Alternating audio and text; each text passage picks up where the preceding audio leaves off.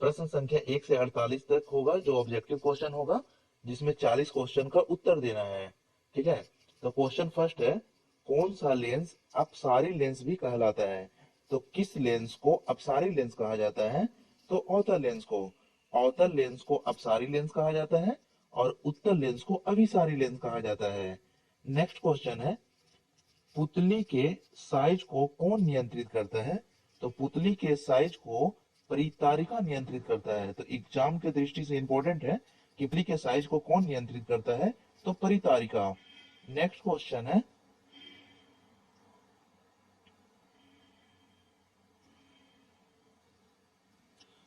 है, दंत विशेषज्ञ किस दर्पण का उपयोग मरीजों के दांतों को बड़ा प्रतिबिंब देखने के लिए करते हैं? तो ये अवतल दर्पण होगा। जो दांत में बड़ा प्रतिबिंब, जो दांत वाले जो डॉक्टर होते हैं वो अवतल दर्पण का उपयोग करके बड़ा प्रतिबिंब को प्राप्त करने में यूज करते हैं। नेक्स्ट क्वेश्चन है, शब्दकोश के छोटे अक्षरों को पढ़ने के लिए किस लेंस का उपयोग करना पसंद करेंगे? तो ये 5 सेंटीमीटर फोकस दूरी का उत्तल लेंस का। नेक्स्ट क्वेश्चन है, लघु पथन शॉर्ट सर्किट के समय परिपथ में विद्युत धारा का मान क्या होता है? तो लघु पथन के समय विद्युत धारा का जो मान होता है वो बहुत अधिक बढ़ जाता है। नेक्स्ट क्वेश्चन है, सौर कुकर के लिए कौन सा दर्पण का उपयोग किया जाता है? तो सौर जो कुकर होता है उसमें अवतल दर्पण का उपयोग किया जाता है। इंपॉर्टेंट है। नेक्स्ट क्वेश्चन है, किसी विद्युत धारावाही सीधी लंबी परिनालिका के भीतर चुंबकीय क्षेत्र होता है वो सभी बिंदुओं पर समान होता है। सभी बिंदुओं पर क्या होता है? तो समान होता है। नेक्स्ट क्वेश्चन है, यदि किसी बिंब का प्रतिबिंब का आवर्धन निगेटिव है, ऋणात्मक है, तो उस प्रतिबिंब की प्रकृति क्या होगी? तो उस प्रतिबिंब का प्राकृतिक जो होगा वो वास्तविक होगा और उल्टा होगा। नेक्स्ट क्वेश्चन है, भारत में उत्पादित प्रत्यावर्ती धारा विद्युत धारा की आवृत्ति कितनी होती है? तो प्रत्यावर्ती विद्युत धारा की आवृत्ति जो होता है वो 50 हर्ट्ज होता है। इंपॉर्टेंट है। नेक्स्ट क्वेश्चन है, एक माइक्रो एम्पियर विद्युत धारा किसके बराबर होता है? तो माइक्रो होता है 10 के पावर -6, तो 10 के पावर -6 एम्पियर के बराबर होगा। नेक्स्ट क्वेश्चन है, जल विद्युत संयंत्र किस ऊर्जा को विद्युत ऊर्जा में रूपांतरित करता है? तो जल विद्युत संयंत्र जो है वो स्थितिज ऊर्जा को विद्युत ऊर्जा में रूपांतरित करता है। इंपॉर्टेंट है। नेक्स्ट क्वेश्चन है, विद्युत ऊर्जा का व्यापारिक मात्रक क्या होता है? तो विद्युत ऊर्जा का व्यापारिक मात्रक जो होता है यूनिट में मेजर करते हैं। नेक्स्ट क्वेश्चन है, वाट जो होता है वो विद्युत शक्ति का ऐसा मात्रक होता है, कार्य और ऊर्जा का ऐसा मात्रक जूल होता है। नेक्स्ट क्वेश्चन है, समान नेत्र के लिए दूर बिंदु क्या होता है? तो दूर बिंदु अनंत होता है और स्पष्ट दर्शन की न्यूनतम दूरी बोलता तो 25 सेंटीमीटर लेते हैं। नेक्स्ट क्वेश्चन है, किस लेंस का उपयोग कर दीर्घ दृष्टि दोष को संशोधित किया जाता है? तो दीर्घ दृष्टि दोष को दूर करने के लिए उत्तल लेंस का यूज किया जाता है। दीर्घ दृष्टि दोष के लिए उत्तल लेंस का यूज किया जाता है और निकट दृष्टि दोष को दूर करने के लिए अवतल लेंस का यूज किया जाता है। इंपॉर्टेंट है। नेक्स्ट क्वेश्चन है, किस वर्ण या रंग का तरंग दर सबसे ज्यादा होता है? तो लाल रंग का तरंग दर जो होता है सबसे ज्यादा होता है और बैगनी रंग का तरंग दर सबसे कम होता है। जिस रंग का तरंग दर जितना अधिक होगा उसका प्रकाश के प्रकीर्णन, वर्ण विक्षेपन सब कम होगा और जिसका वर्ण विक्षेपन, प्रकाश के प्रकीर्णन सबसे अधिक होगा उसका वेवलेंथ सबसे कम होगा। तो बैगनी रंग का प्रकाश के प्रकीर्णन और वर्ण विक्षेपन सबसे अधिक होता है तो बैगनी रंग का तरंग दर सबसे कम होगा। नेक्स्ट क्वेश्चन है, इंपॉर्टेंट है, 15 नंबर। नेक्स्ट क्वेश्चन है, किस दर्पण का उपयोग समानता वाहनों के पक्ष दृश्य दर्पण के लिए किया जाता है? तो उत्तल दर्पण का यूज साइड मिरर के रूप में भी करते हैं, उसी को हम लोग पक्ष दृश्य दर्पण बोलते हैं ना। तो साइड मिरर के रूप में उत्तल दर्पण का यूज किया जाता है। अवतल दर्पण का यूज जो है डॉक्टर द्वारा नाक, गला की जांच, कान, ये सबको जांच करने में किया जाता है। स्ट्रीट लाइट में किया जाता है, ये सब गाड़ी के हेडलाइट में किया जाता है। तो इंपॉर्टेंट है एग्जाम की दृष्टि से। नेक्स्ट क्वेश्चन है, उपचयन वह प्रक्रिया होता है जिसमें उपचयन में जो होता है वो ऑक्सीजन का योग होता है, हाइड्रोजन का वियोग होता है और इलेक्ट्रॉन का त्याग होता है, मतलब सभी हो जाएगा। नेक्स्ट क्वेश्चन है, सक्रियता श्रेणी में सबसे अधिक क्रियाशील धातु कौन सा होता है? तो सबसे अधिक क्रियाशील जो होता है सोडियम होता है। सोडियम का परमाणु संख्या 11 होता है और सोडियम को हम लोग चाकू से काटते हैं।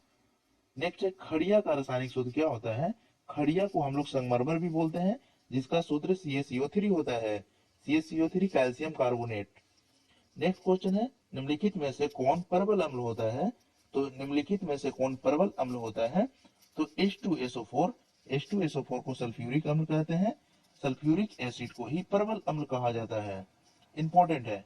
नेक्स्ट क्वेश्चन है, आधुनिक आवर्त सारणी में क्षैतिज कतारों की संख्या कितनी होती है?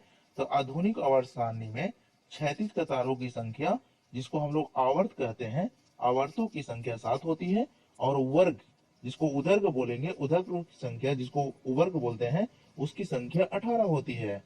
नेक्स्ट क्वेश्चन है, निम्नलिखित में से कौन सा बुझा हुआ चूना, बुझा हुआ चूना जो होता है CaOH हॉल्टवाइज, CaOH को हॉल्टवाइज को बुझा हुआ चूना कहा जाता है। बुझा हुआ चूना का मतलब जिसमें पानी की मात्रा हो। तो पानी किसमें है? OH, H2 को पानी बोलते हैं, वाटर। तो OH जहां पे रहेगा वो बुझा हुआ चूना का सूत्र होगा। CaO, CaO को क्या बोलते हैं? लाइम वाटर, लाइम चूना बोलते हैं। नेक्स्ट क्वेश्चन है, बॉक्साइट किस धातु का महत्वपूर्ण अयस्क है? तो बॉक्साइट एल्युमिनियम का महत्वपूर्ण अयस्क है। बॉक्साइट का सूत्र होता है Al2O3 2H2O होता है। नेक्स्ट क्वेश्चन है,